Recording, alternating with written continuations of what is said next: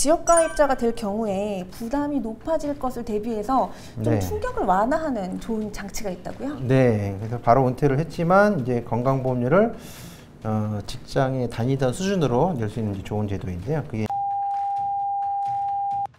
네. 퇴직 전에 1년 이상 이제 건강보험 직장 가입자였다면 최대 36개월 동안 이전에 내던 직장보험료 수준으로 이제 건강보험료 납부가 가능합니다. 만약에 퇴직 이후에 부담하는 금액이 크다면 네. 이제 직접 가서 방문 접수를 하셔야 이 혜택을 네. 보실 수 있다 이런 네. 말씀이시죠? 아니면 뭐 이제 미리 방문하셔가지고 본인이 부담하시게 될 건강보험료를 알아보신 다음에 네. 바로 거기서 판단하셔가지고 신청하셔도 되는 거죠. 안녕하십니까. 금주머니TV 금융카페 은퇴를 앞둔 5060 혹은 예비 5060 여러분들을 위한 실전 은퇴생활 가이드 똑똑한 은퇴, 은빛 퇴직 두 번째 시간입니다. 퇴직한 이후에 생활비가 얼마나 쓰이게 될지 생각해보는 것부터가 똑똑한 은퇴 준비의 첫걸음일 텐데요. 구체적으로 뭐가 달라지는지 어떻게 관리해 나가야 할지 이번 시간부터 알아보겠습니다. 오늘 여러분의 주머니에서 나가는 지출 줄여드릴 꿀팁 2가지 이상 나오니까요. 함께 끝까지 해주시죠. 오늘도 NH투자증권의 100세 시대 연구소에서 김진웅 소장님 나오셨습니다. 소장님 안녕하세요. 네, 안녕하십니까.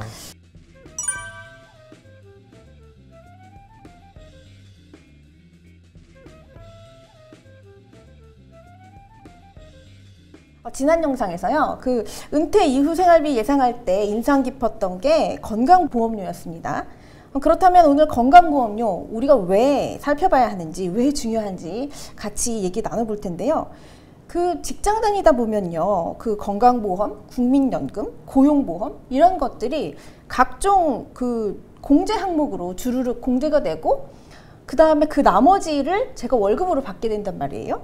그래서 제가 이거를 일부러 찾아서 내는 게 아니다 보니까 별로 평소 때 신경 쓰지 않았던 건데요. 네. 은퇴를 하게 되면 그게 어떻게 바뀌고 왜 그게 중요한가요? 일단 이제 건강보험은 100세 시대의 필수품이라고 할 수가 있습니다. 왜냐하면은 사실은 젊었을 때는 건강보험 혜택을 잘 못 느끼잖아요. 아무래도 젊었기 때문에 병원을 갈 확률이 낮기 때문에 이제 그런 혜택이 별로 이제 본인한테 와닿지 않으실 텐데 사실은 모든 사람들은 이제 나이가 들어가게 될 수밖에 없고 그다음에 나이가 들면 자연스럽게 증가하는 비용 중에 하나가 의료비인 거죠. 근데 이제 의료비가 사실은 부담이 되긴 하지만 이 건강보험을 통해서 이 의료비 부담을 현저하게 줄일 수 있는 부분이기 때문에 건강보험은 모든 분들한테 반드시 필요한 필수품이라고 할 수가 있는데요.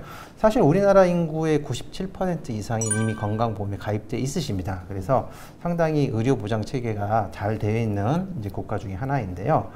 사실은 그런데 100세 시대를 살아가면서 직장을 퇴직할 때 사실은 이 건강보험료가 상당히 큰 어떤 변화 요인이 되거든요. 그래서 원래는 이제 직장에 가입자로 돼 있으실 때는 잘 못 느끼, 말씀하신 것처럼 이제 아들아서 월급에서 빠져나가다 보니 잘 못 느끼시다가 사실은 퇴직을 하게 되면 이제 직장 가입자에서 지역 가입자로 전환이 되게 되는데 이때 상당 부분 변화가 생기시게 되고 그다음에 본인이 이제 건강보험료를 납부해야 되는 부분을 인지하시게 되면 상당히 이제 당황스러워할 수도 있는 비용 때문에 금액 때문에 당황스러워할 수 있는 부분이 있는 거죠.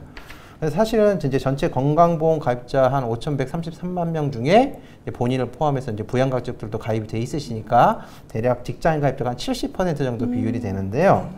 사실은 이제 국민연금하고 이제 많이 이렇게 헷갈려 하세요. 국민연금 같은 경우에는 직장을 그만두시게 돼서 소득이 중단되면 납부 예외 처리를 신청하실 수가 있어서 안 내셔도 되거든요. 근데 건강보험은 납부 예외 처리라는 게 없습니다. 다만 지역가입자로 전환이 돼서 이제 보험료, 건강보험료 산정 기준이 달라질 뿐인 거고 이제 이때에 이제 지역가입자 보험료를 본인이 납부하실 금액을 알게 되셨을 때 꽤 큰 비용으로 다가오시기 때문에 이제 그런 부분들이 좀 부담스러워하는 부분들이 한 가지가 있고요. 그다음에 또 하나는 이제 국민연금 같은 경우에는 사실은 만 60세 직전까지만 납부를 하시면 되거든요. 네. 예, 그래서 59세까지만 납부를 하시면 되는데 건강보험은 사망하실 때까지 납부를 하셔야 돼요. 예, 그래서 특히 자산은 있는데 소득이 없는 분들한테는 큰 부담으로 작용할 수가 있습니다. 그렇겠네요. 당장 지출은 나가야 하고 네. 예, 그걸 예상하지 못했다면 좀 당황스러우실 수 있겠네요. 네. 소장님 말씀처럼 그러면 직장 다닐 때는 자동으로 공제되기 때문에 인식하지 못했던 것, 그 퇴직한 다음에는 이제 챙겨서 내야 되고, 특히나 퇴직을 했다고 해도 수입이 없다고 해도 나이가 많아도 심지어 죽을 때까지 내야 된다. 네. 나의 건강을 지키기 위해서는 그런 말씀이신데요. 그러려면 정말 미리 좀 알아두고 경각심을 가질 필요가 있겠습니다. 그러면 그 부담을 만약에 이제 부담이 된다고 한다면요. 그 부담을 좀 줄일 방법은 없을까요? 네, 아까 잠깐 말씀드렸지만 그 건강보험에는 이제 피부양자로 등록이 되어 있는 분들도 많이 계십니다. 근데 이 방법이 사실은 건강보험료 부담을 가장 낮추는 방법. 그래서 직장 가입자의 피부양자는 직장 가입자에서 생계를 유지하는 그 가입자의 배우자, 형제, 자매, 그 다음에 소득 제한이 있는 사람들은 이제 피부양자로 등록이 가능하시거든요. 그래서 만약에 예를 들어 자녀가 이제 직장을 다닌다, 그리고 본인이 이제 소득이 없으시다라고 할 경우에는 이제 피부양자로 등록이 가능한지 한번 체크를 해보셔야 되는 거죠. 아, 그렇군요. 네. 가장 좋은 방법은 가족 중에 누군가가 계속 직장에 속해서 경제활동을 하고 있다면 네. 그 피부양자로서 네. 이제 등재가 돼서 네. 건강보험료를 내지 않아도 된다. 네. 그런 말씀이시군요. 네.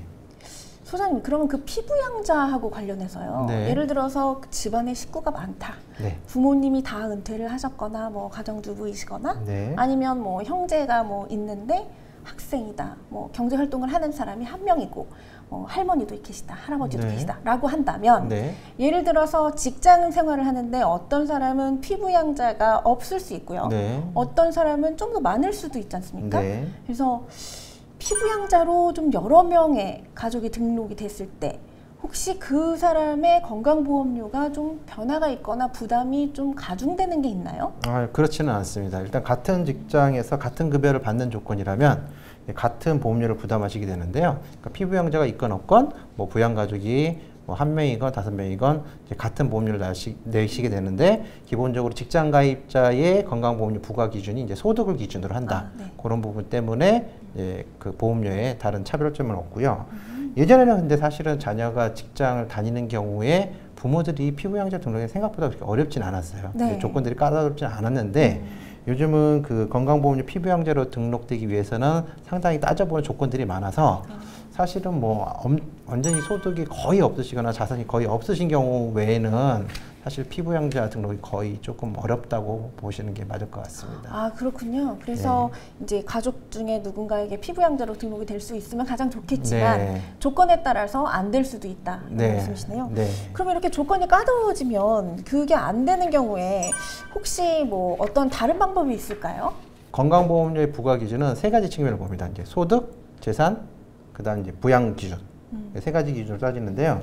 일단 소득 기준은 그 사업소득이나 금융소득, 그다음에 근로소득, 뭐 기타 공적연금 소득까지 다 포함이 되는데, 이게 합산 금액이 2천만 원 이하여야 일단은 소득 기준을 충족을 하는 거예요. 그러니까 소득으로는 연간 소득이 2천만 원 이하여야 되지 그 피부양자 등록 가능한 거고, 그다음에 재산 기준은 토지, 주택, 건물, 그다음에 선박 등 재산 과표, 그러니까 공시지가 이제 과세가 되는 공시가격 기준이 5억 4천만 원 이하인 경우에만 이제 피부양자 등록이 가능하고, 만약에 5억 4천만 원이 넘고 혹시 그 재산 금액이 9억 원 이하다라고 할 경우에는 연간 소득이 다시 1천만 원 이하로 더 강화가 됩니다. 아, 네. 그다음에 세 번째 부양 계준은 그 직장 가입자 배우자, 직계 좀비속, 그다음에 이제 뭐 형제 자매까지도 가능한데 이런 소득 요건들이 더 까다롭고요. 그다음에 이 세 가지 요건을 다 충족해야 돼요. 아, 그렇군요. 네, 그래서 제가 사실은 자산이나 소득이 조금이라도 있으시면 사실 그 건강보험이 피부양자로 등록될 확률이 굉장히 낮다. 서울에 아파트 한 채 있으면은 안 될 가능성은 안 매우 된다고 높은. 그냥 안 된다고 보시면 됩니다. 네. 그렇군요. 네.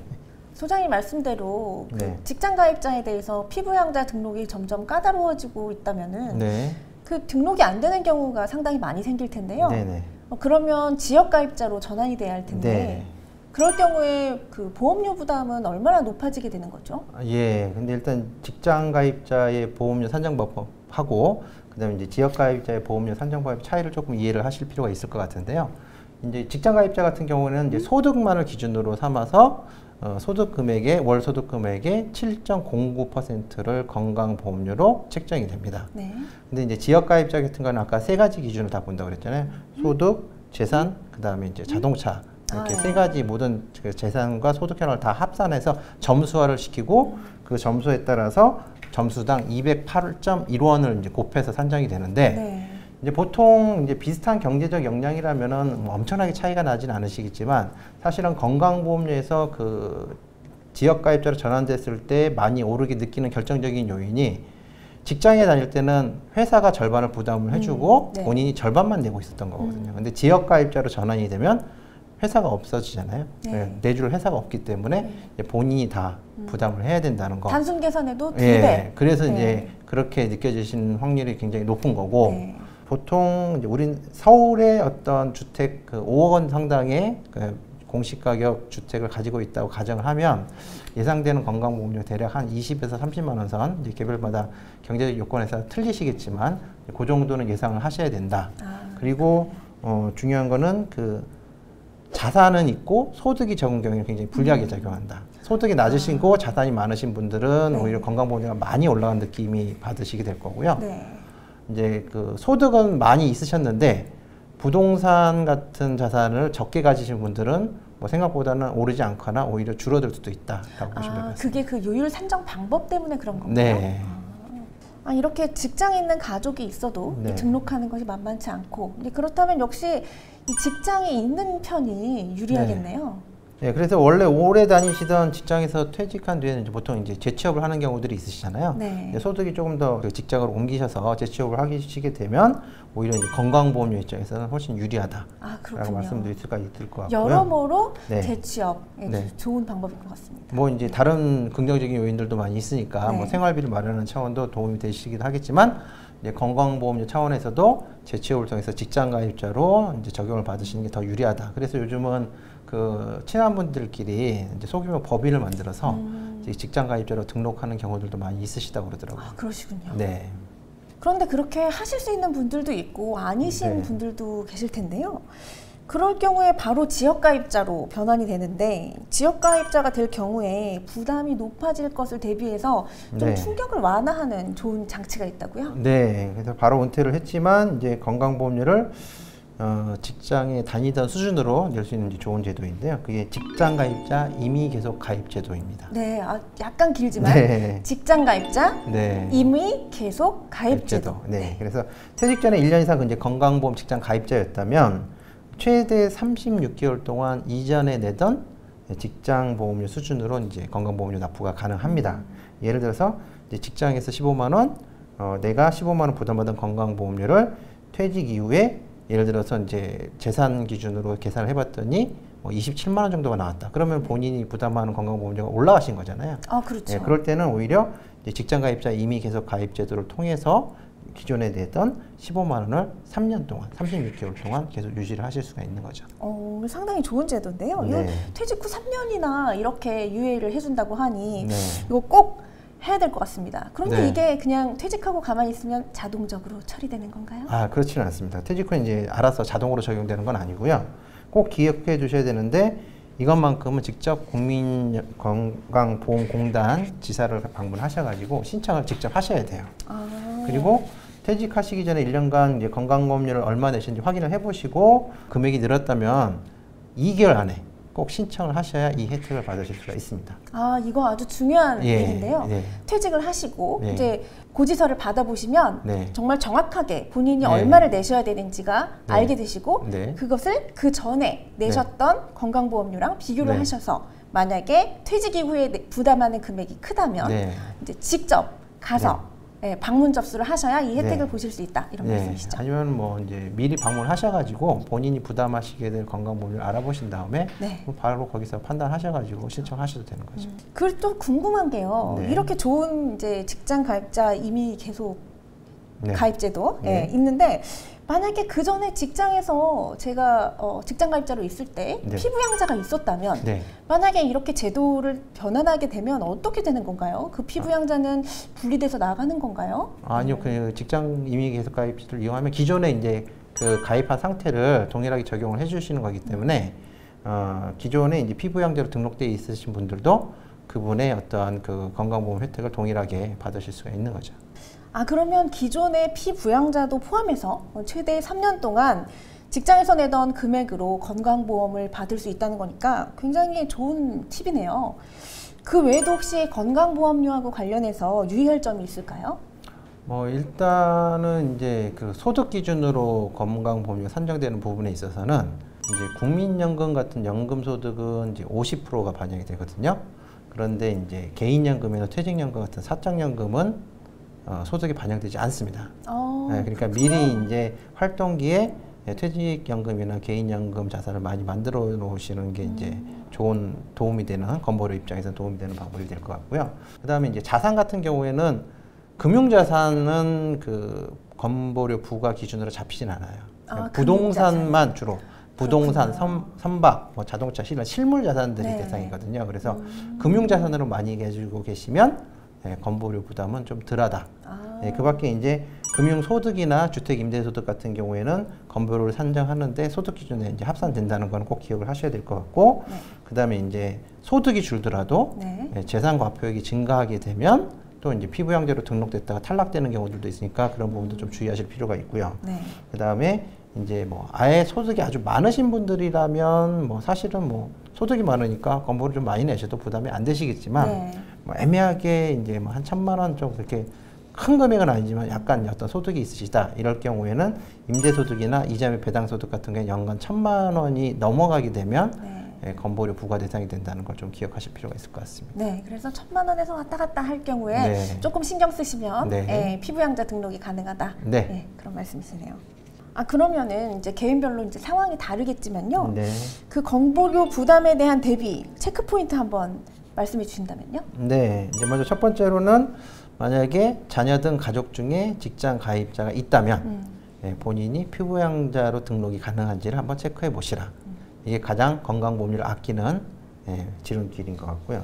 두 번째로는 이제 그 방법이 안 된다면 주된 직장에서 은퇴 후에 재취업을 통해서 직장 가입자로 또 전환을 계속 유지를 하는 거죠. 지역 가입자가 아니라 직장 가입자 상태를 유지를 하시는 거, 그런 방법이 좋을 것 같고, 그 다음에 이제 만약에 이제 그런 방법들이 안 된다면 퇴직 후에 그 건보료가 올랐다면, 저 재산 기준으로 산정을 해봤더니 건보료가 올랐다면 그 직장 가입자 이미 계속 가입 제도를 3년 동안 활용을 하시라.